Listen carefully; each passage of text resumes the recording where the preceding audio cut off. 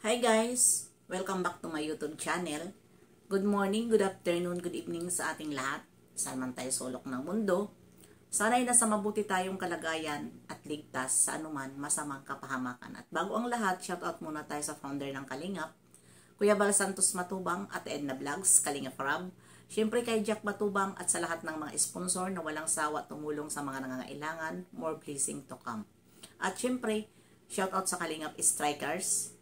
Nandyan si Ermagalo Mix Vlog, Maria Ligaspi Vlog, si Lena Barbosa, Covers TV, Jacqueline Docosin, Cell TV VH, Hayats Mix Vlog, Hasa 26, at syempre ang iyong tagapagdaldal dito sa Sokmed. At ayun na nga ano ngayon ang ating reaction upload. Nandyan si Yang Mi at nandyan din si Berador. At ang akin ngayon reaksyonan itong isang comment ng sponsor ni Ilong na kung ano ang kanyang nasabi dyan kay Berador. At paano ko rin nasabi na ito ay sponsor ni Ilong, syempre, beneficiary nila si Ilong. Yun lang yun. At ayan na nga, ano ang nasabi niya dyan na si Berador daw ay uhaw ng palipad. Ito lang ang masasabi ko sa iyo, Karen. Huwag nyo lagi ipagmalaki ang inyong palipad. Dahil si Berador po, matagal na po yun sa Kalingap bilang isang reaktor at isang sponsor ng kuos na walang damage sa Kalingap.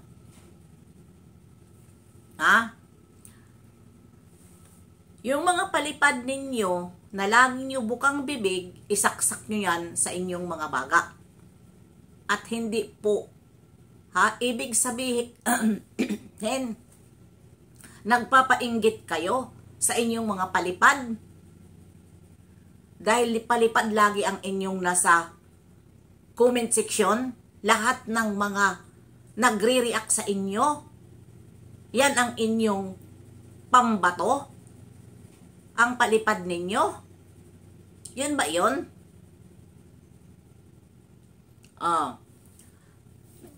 Patungkol naman dito sa sinabi mo kay Berador na ang Kalingap.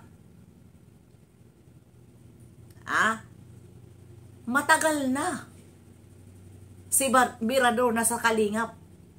Kaya wag mong sabihin, iyo na ang Kalingap. Matagal na. Kilala na kami na matagal na kami sa Kalingap. Kaya wag mong sabihin, sayo na ang Kalingap. Berador, sa inyo na ang Kalingap.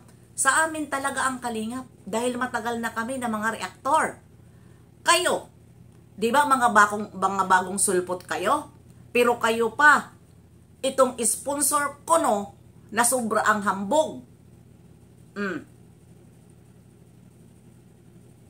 Huwag kayong magsabi na sa inyo na ang Kalingap. Ibig sabihin, dahil nandyan pa rin kayo sa loob ng Kalingap, bakit hindi pa kayo lumalayas? Ibig sabihin, ginagamit nyo lang ang Kalingap. Dahil bakit? Nasabi mo dyan, sa inyo na ang Kalingap. Ibig sabihin, lalayas na kayo? At bakit? Gamit na gamit pa rin ninyo ang Mikris. Ang Krista. Diba? Kayo yung maingay. Kung talaga kayo nasa puso ang inyong pagtulong, nag-away-away kayo, dapat bang iwanan si Carla na wala naman kasalanan? Dapat bang idamay ninyo sa kaguluhan ninyo ng mga sponsor? Ganon? Bakit yung mga kaaway nyo hindi idinamay si Carla at saka si Jomar? Nananatili pa rin sila. Pero kayo,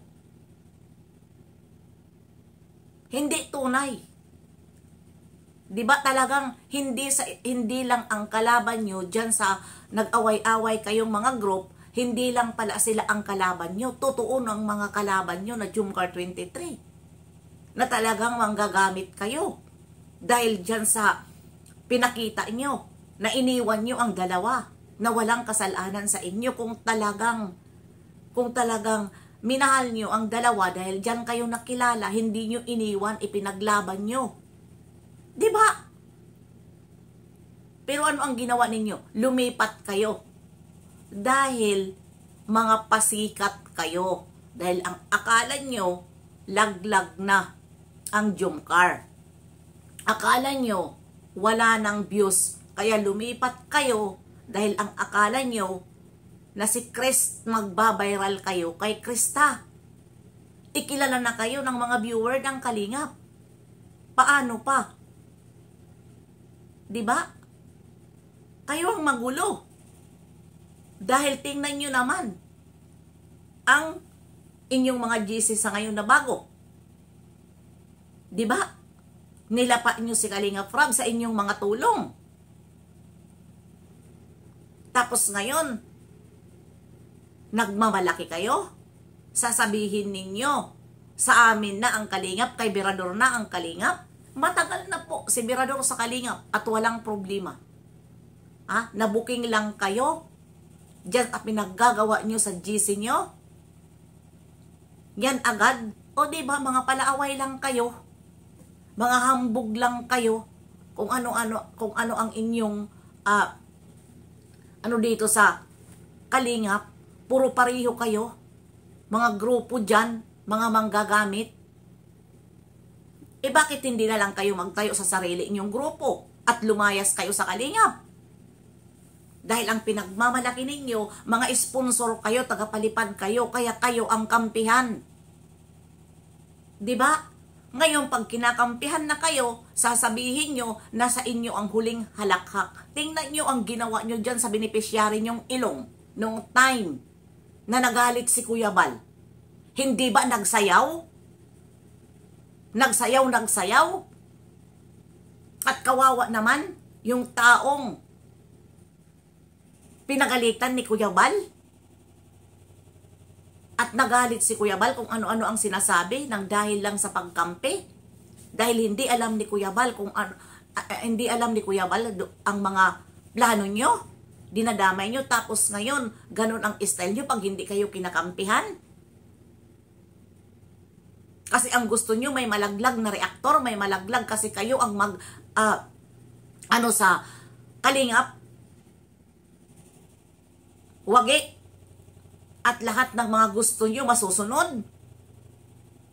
Lahat na pagyuyurak nyo kay Kalingap Rob, matagal nyo nang pinaplastik si Kalingap Rob. Diba? Diyan sa GC nyo, plastic kayo, si Kalingap Rob ang inyong pulutan sa loob ng GC. Ganon? Diba? Gusto nyo may malaglag na reaktor, gusto nyo may malaglag na tao. Tapos ngayon, halakhak kayo, tuloy-tuloy ang inyong banat sa mga reaktor. Ganon. Dahil kayo ang nagwagi. Yan ang mga balak nyo. Palipad kayo ng palipad, bigay kayo ng bigay, pero may mga balak kayo. Mayroon kayong gustong taong ilaglag. Diba? Kayo yun. Yun ang mga style nyo. Banat kayo ng banat. Pag hindi kayo kinakampihan, kalaban nyo ang Kalingap. Magsilayas kayo kung ganun ang inyong mga style. Daldal kayo ng daldal na hindi niya man pala kaya sumagot sa mga sumasagot sa inyo. Saan ba? O tulad ngayon dyan. Ang ingay mo, ikaw lang. Tangi. Yung sponsor, mapira kuno. Pero kung saan-saan, nagko-comment. Dahil mahambog ka. Kung talagang mapira ka, tumahimik ka na hindi ka masali sa SOCMED. Diba? Kung mapira ka. Dahil ang mga taong mayayaman, hindi sila nagpapakita sa social media.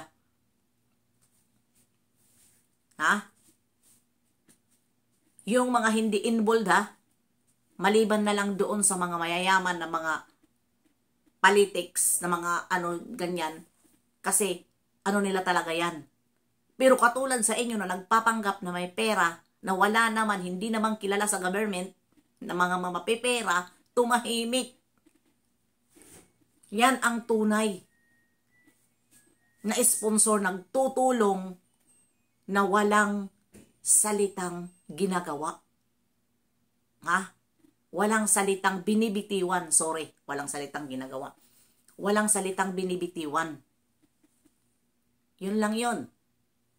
Pero ngayon dyan, sa sinabi mo, sa kay Berador na hanggang matagal na.